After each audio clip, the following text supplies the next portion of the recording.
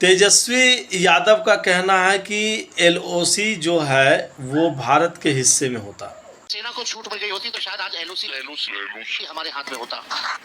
तेजस्वी प्रसाद यादव का एक इंटरव्यू में कहना है कि अगर भारतीय सेना को छूट दे दी जाती तो एलओसी जो है ना वो अभी भारत के हक में होता, भारत के पक्ष में होता, भारत के कब्जे में होता। इसीलिए कहा गया है कि कम से कम इन्हें नहीं भी तो इंटर तक पढ़ लेना चाहिए था, कम से कम ग्रेजुएट हो जाना चाहिए था, कम से कम ये किसी बड़े नेता के बेटे थे, कम से कम इन्हें तो कुछ कुछ पढ़ना ही चाहिए था। इनकी परिस्थितियां इनकी इतनी भी कमज़ोर नहीं थी कि ये पढ़ नहीं सकते थे। इनके पास पैसे नहीं थे, इनके पास साधन नहीं थे, इनके पास पूरे बिहार का चारा घोटाले का साधन था, इनके पास पूरे बिहार के लोगों का उस समय जो वोट था, वोट की ताकत थी, सीएम का ताकत था, सब कुछ, रेलवे का ताकत था, पूरे बिहार की ताकत तो इनके पीछे ही लगी थी। फिर भी पूरे बिहार की ताकत लग करके भी इनको पढ़ा नहीं पाई। और जब ये 9वीं फेल हो करके ये ऐसी सवाल करते हैं कि एलओसी बिहार के पक्ष में होता अगर भारतीय सेना को छूट दी जाती, तब बिहार के उन लोगों पर हंसी आती है जो लोग ऐसे नेताओं को वोट दे करके, जातीयता के नाम पर वोट दे करके, पैसे के लोभ में वोट दे करके, मुर्गे और पार्टियों के नाम पर वोट दे करके जो इन लोगों को चुन लेते हैं ना, उन लोगों पर हंसी होती है।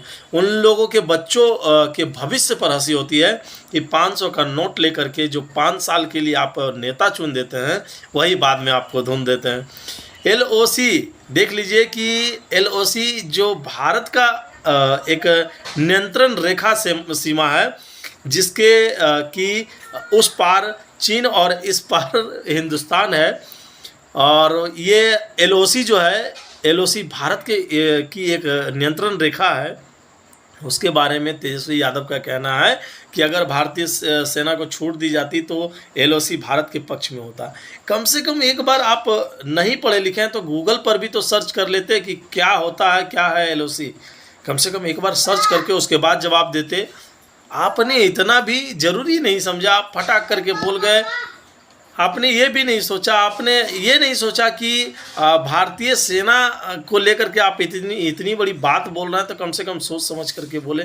आप एक प्रतिनिधि हैं, आप एक चुने हुए मानिंदे लोग हैं, लेकिन आप क्या करते हैं, आप ऐसी किरकिरी करवाते हैं अपनी और अपने साथ में बिहार की, कि आपको समझ में नहीं आता कि बिहार में आपके चेहरे का क्या मतलब बनता है।